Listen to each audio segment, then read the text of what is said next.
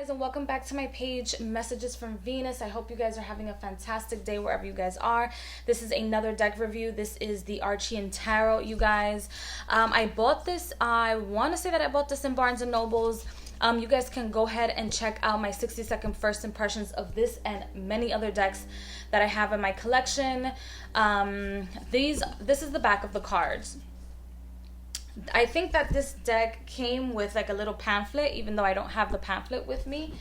I threw out a lot of my pamphlets actually. So I don't have the pamphlet with me, but it has a beautiful, some sort of map in the back, astrological type of a design, which is beautiful. I've seen a lot of people color their cards or edge their cards black. Maybe that's something that I would do. To make it look a little bit nicer, but I have so many other things to do. Let's just get started with the cards. Okay, so this card's stock is paper-ish. It's not the best card stock, but at this point it doesn't matter. This deck is a Rider-Waite-Smith clone. It does have the typical Rider-Waite-Smith imagery. However, it does give us nudity, of course. It gives us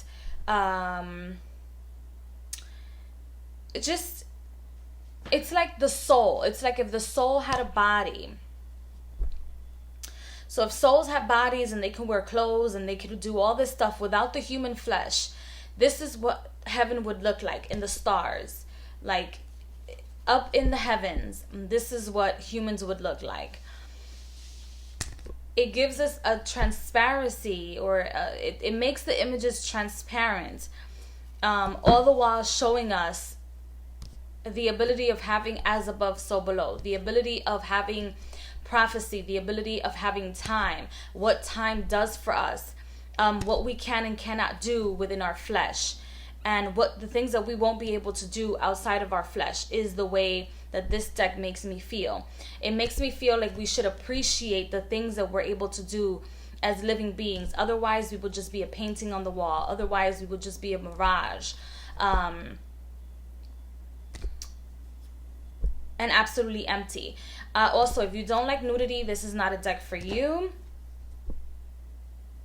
The only thing that I can tell you that I see about this deck is that it didn't really give a lot of effort. Like, for example, this is the Grim Reaper. This is the Death card. I feel like the images could have been so much nicer, but then at the same time, they're just beautiful images, but they didn't really like put much effort into doing something totally and completely different. I also feel like this deck is very much connected to a lot of different cultures and also the prophecy of the ravens. And because there's like a raven, I want to say that is a raven. It's either a raven or a crow, but I really do feel like it's the prophecy of the ravens. This deck is connected to a lot of it. It's also very, very accurate. It changed a few things, like the heralds of the swords as opposed to the page of swords. It writes out the numbers as opposed to the numbers are spelled out as opposed to written out.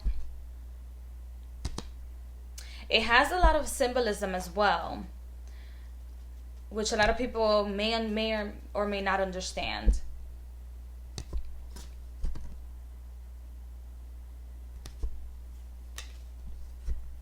It's a very inexpensive deck. For those of you that like to take a lot of beautiful pictures and videos and stuff, this might not be the deck for you because it's a glossy deck. So it has a lot of glare. I know a lot of people sometimes won't purchase a deck that they think is beautiful, that they think has a lot of artwork, that they have a lot of respect for because of the glare and stuff. There's some people that are very picky in regards to the type of decks they want in their collection and the reasons why they want the decks in the collection.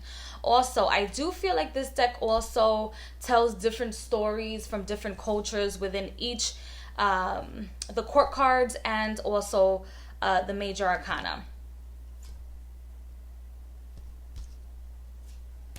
which a lot of decks can't do because sometimes they try to tell the story, but they end up botching the deck in some way, shape, or form.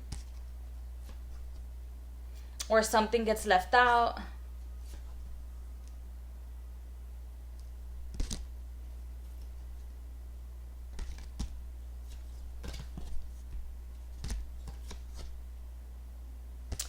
So let me see.